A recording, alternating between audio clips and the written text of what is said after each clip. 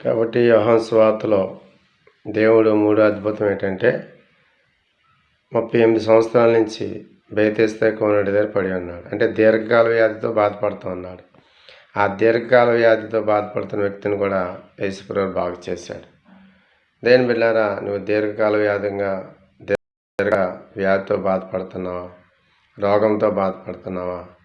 యేసుప్రభువు నందు విధేయత చూపించి చాలు. నీ పాపములు ఒప్పుకో, నీ అపరాధములు ఒప్పుకో, దోషములు ఒప్పుకొని విడిచిపెట్టండి చాలు. యేసుప్రభు క్షమిస్తాడు, మన్నిస్తాడు, నిన్ను స్వస్థపరుస్తాడు. యేసుప్రభు ఈ 38 సంవత్సరాల వ్యక్తి దగ్గరికి వచ్చి ఆయనకు విశ్వాసం లేదు, నమ్మకం లేదు. కేవలము యేసుప్రభు విశ్వాసం ద్వారా ఆయన మీద జాలిపడి, ఆయన మీద కనికరపడి, ఆయన మీద కటాక్షం చూపి లేచి నీ పరిపెత్తుకుని నడమనగానే వెంటనే ఆయన పరిపెత్తుకుని నడిచాడు. దాన్ని ఏమంటారంటే విధేయత అంటారు. నీ జీవితంలో ఎప్పుడైతే విధేయత కలిగి ఉంటావో దేవుడు తప్పకుండా నీకున్న దీర్ఘకాల వ్యాధులు దేవుని స్వస్థపరిచాడు. ఈ వ్యాధి తగ్గదు, ఈ రోగం తగ్గదు, నా బ్రతికింతే, నా జీవితం ఇంతే, నేను ఎక్కువ మందులు వాడాలి, ట్యాబ్లెట్లు వాడాలి, ఇంజక్షన్లు తీసుకోవాలి అని నువ్వు ప్రతిరోజు కృంగిపోతున్నావు కదా. బాధపడకు, దేవుడు సాయం చేస్తాడు. విధేయత చూపించు, దేవుడు అద్భుతం చేస్తాడు, ఆశ్చర్యం చేస్తాడు. ఎందుకంటే ఈయన 38 సంవత్సరాల నుంచి అక్కడే పడి ఉన్నాడు. యేసుప్రభు మాటకు విధేయత చూపించాడు. లేచి నీ పరిపెత్తుకోమనగానే వెంటనే లేచి పరిపెత్తుకున్నాను. నేను నడవలేను ప్రభువా, నా వల్ల కాదు, నాకెవరూ సహాయం చేయలేరు అని చెప్పట్లేదు. ఇంకా ఆయన ఒక మాట చెప్పాడు, లేచి పరిపెత్తుకుని నడిచాడు, గంతులు వేసుకుంటూ నడిచాడు, అనేక మందికి సాక్ష్యం ఇచ్చాడు. కాబట్టి విధేయత అనేది చాలా ప్రాముఖ్యమైనది. నువ్వు ఏ బాధలున్నా, ఏ కష్టములున్నా, ఏ రోగములున్నా, ఎలాంటి ఇబ్బందులు గుండా నువ్వు ప్రయాణం చేస్తున్నా, యేసుప్రభు తప్పకుండా నేను స్వస్థపరుస్తాడు. యేసుప్రభు తప్పకుండా నేను బాగు చేస్తాడు. యేసుప్రభు తప్పకుండా నువ్వు పడి ఉన్న స్థితిలో నుండి దేవుడు నిన్ను పైకి లేవనెత్తుతున్నాడు.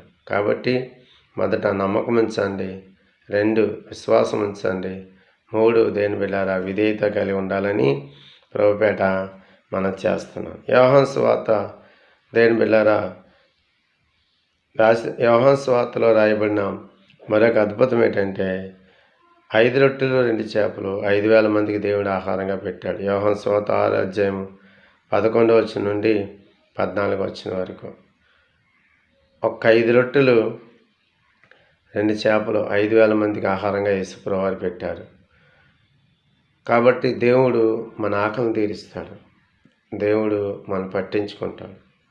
ఆకాశ పక్షులను చూడండి, అవి ఎత్తవు, కోయవు, గడిచెలలో దాచుకోవు, వాటికంటే మీరు శ్రేష్ఠులు కారా అంటున్నారు. ఆయన తన గుప్పులను విప్పి ప్రతి జీవు కోరికను ఆయన తృప్తిపరుస్తూ ఉన్నాడు. కాబట్టి దేవుడు ఎప్పుడు మర్చిపోడు. వాళ్ళ 3 రోజుల నుంచి యేసుప్రభు పాదాల దగ్గర గడిపారు.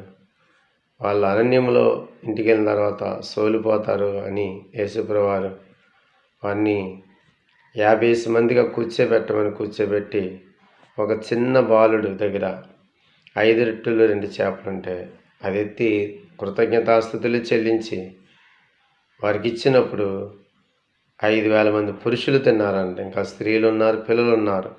చరిత్రకారులు చెప్తారు ఇంచుమించుగా 15 నుంచి 20,000 మంది తిన్నారని. కాబట్టి దేవుడికి నీ దగ్గర ఏదైతే కొంచెం ఉందో అది దేవుని చేతిలో పెట్టు. ప్రభా, ఇది నా దగ్గర కొంచెం ఉంది, దీన్ని ఆశీర్వదించు ప్రభా, దీన్ని దీవించు ప్రభా, సమృద్ధి దయచేయండి, అభివృద్ధి దయచేయండి అని ప్రభు చేతిలో పెడితే ఆ చిన్న దాన్నే దేవుడు సమృద్ధిగా దీవిస్తాడు, సమృద్ధిగా ఆశీర్వదిస్తాడు.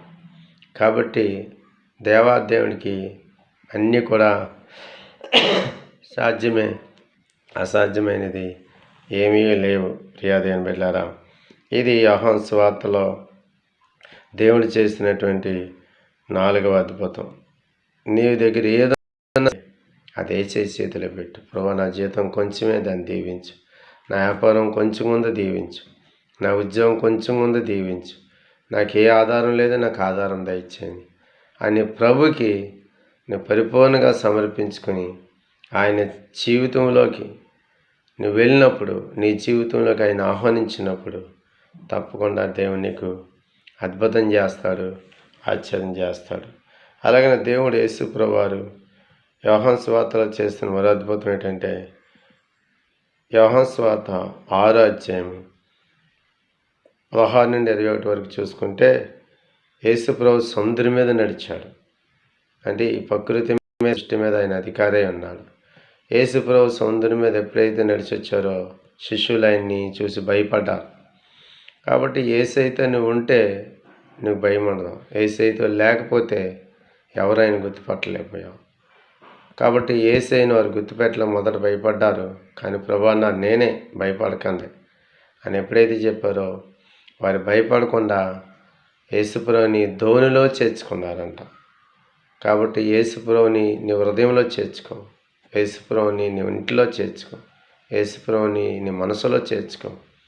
అప్పుడు దేవుడు నీ జీవితమైన నావలోనికి వచ్చి నీ జీవితంలో ఎదురైన తుఫానులు, నీ జీవితంలో ఎదురైన పెనుగాలులు, నీ జీవితంలో ఎదురైనటువంటి ఆ భయంకరమైనటువంటి తుఫానులు, అలలు, పెనుగాలులు అన్నిటిని కూడా అణిచివేసి నీకు శాంతి సమాధానం ఇస్తాడు, నిమ్మలపరుస్తాడు. కాబట్టి నువ్వు చేయవలసింది ఏంటంటే యేసుప్రభుని వారి ధోనిలో చేర్చుకున్నట్లుగా నీ యొక్క జీవితమైన నావలోనికి యేసుప్రభుని ఆహ్వానించండి. అప్పుడు యేసుప్రభు వారు తప్పకుండా మీ కుటుంబాల్లో గొప్ప కార్యాలు చేస్తాడు. చేయి పట్టి అంతవరకు నడిపిస్తాడు. ప్రభు చెప్తా ఉన్నాడు, ముదుమొచ్చు వరకు నేను ఎత్తుకునేవాడును నేనే అని ప్రభు తెలియచేస్తూ ఉన్నాడు. కాబట్టి భయపడకుండా యేసుప్రభుని హృదయంలో చేర్చుకొని మీ పరిస్థితి అంతా ప్రభుకి చెప్పండి, ఆయన తప్పకుండా సాయం చేస్తాడు. 6వదిగా యేసుప్రభు వారు చేసిన అద్భుతం ఏంటంటే, యోహాను సువార్త 9వ అధ్యాయం 1వ వచనం నుండి 41వ వచనం వరకు గుడ్డివాడిని దేవుని స్వస్థపరిచాడు. ఆయన పుట్టుక నుంచి కన్నులు లేవు. ఇంచుమించు 40 సంవత్సరాల వయసు నుంచే శృంగారమైనటువంటి మందిరం దగ్గర ఆయన దేవుని బిడ్డలారా అడుక్కుంటా ఉన్నాడు. దేవుని బిడ్డలారా, అలాంటి పరిస్థితిలో యేసుప్రభు వారు ఆ గుడ్డివాడిని బాగు చేశారు, ఆ గుడ్డివాడిని స్వస్థపరిచారు, ఆ గుడ్డివాడిని బాగు చేశాడు. ఆ గుడ్డివాడు అంటున్నాడు, నేను ఒకప్పుడు గుడ్డివాడిగా ఉన్నాను, ఇప్పుడు నేను చూస్తున్నాను అని చెప్పి యేసుప్రభుకు సాక్ష్యం ఇస్తూ ఉన్నాడు. కాబట్టి నీ మనోనేత్రాలు మూసుకుపోయి ఉన్నాయేమో, యేసుప్రభు దేవుడు కాడు, యేసుప్రభు విదేశీ మతము, యేసుప్రభు మన దేవుడు కాదని అనుకుంటున్నావేమో. యేసుప్రభు అందరికీ ప్రభు, యేసుప్రభు సర్వసృష్టికారకుడు. ఆయన శారీరక నేత్రాలు తెరుస్తాడు, ఆత్మీయ నేత్రాలు తెరుస్తాడు, శారీరక గుడితనం తొలగిస్తాడు, ఆత్మీయ గుడితనం తొలగిస్తాడు.